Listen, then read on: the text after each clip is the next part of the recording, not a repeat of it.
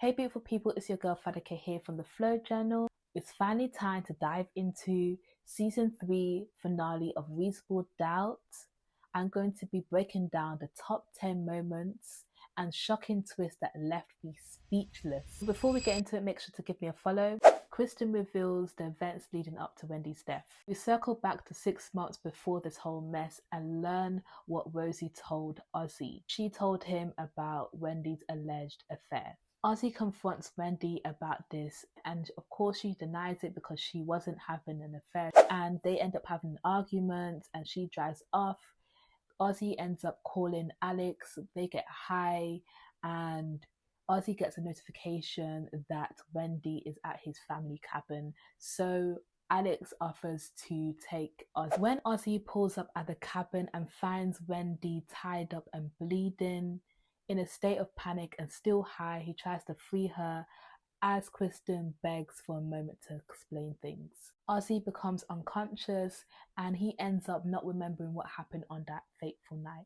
Later, Daniel fills in Jax with Kristen's confession. Wendy showed up to confront Sal and Rosie, who weren't at home. There was an altercation with Wendy hitting her head and passing out, and Kristen claims that she took Wendy to the cabin to threaten her into silence. When Ozzy showed up, Wendy tried to escape and Kristen shot her. Then she paid Alex to keep silent, and she took Wendy's purse and threw it away in the 91 freeway. The verdict is in. Ozzy is found not guilty for Wendy's murder, and he's now ready to celebrate with both the legal team, thanking Jack, as well as spending time with his friends. See Ozzy trying to maintain his sobriety when his friend offers him drugs and he opts out of his own party to go and visit Jax for a family dinner. Time has finally come for Lewis to fire Sam, the guy that lies. He was so annoying throughout this season, and it was a well-deserved exit for him to just get out of there. And number 4, Jax is finally living her life like it's golden when she decides to finally quit this law firm and start her own. I was so happy for my girl. After discovering betrayal from Bill becoming associate partner at the law firm without her say-so, and finding out that Vince and Steven were planning to buy her out, as confirmed by Corey, Jax finally calls quits to this toxic law firm. Number 5, Jax meets her half-sister Chelsea, who spills some tea on Eddie's true intentions, claiming that the only reason why he was getting close to Jax was because he wanted to get money from her. And, she's just trying to put the sole responsibility on her dad, Eddie, when it was both of them that planned this scam all along. Jax confronts her dad about it. She is disappointed in him because finally he tried to open her heart again to her dad, who's been absent from her life. And now she's trying to step back from both her sister and her dad. At number 6, Ozzy's tragic death due to drug overdose. What a shocking twist. Jax finds Ozzy overdosed and dead in Spencer's bedroom. Me personally, I thought it was going to be Mama Lou that she was going to find in Spencer's bedroom. I was not expecting that it would be Ozzy. Jax's attempt to try to get him help through rehab backfired. Ozzy wasn't ready. You can feel Jack's heartbreak during this whole scene. She saw Ozzy as family. I'm so glad that he was surrounded with people he loved. His chosen family, who was Jack's family. Number 7, Ozzy's bucket list. After Ozzy's tragic death, Jax discovers a list of things that Ozzy wanted to do. This list symbolized his dream of freedom and independence. This hit me deep. He just wanted a normal life. He was so used to being codependent with his family who failed him, and it's sad that he will never be able to cross this list off. Who really killed Wendy? We find out during the season finale that it was Ozzy and Kristen's dad, Sal. Kristen was protecting her dad.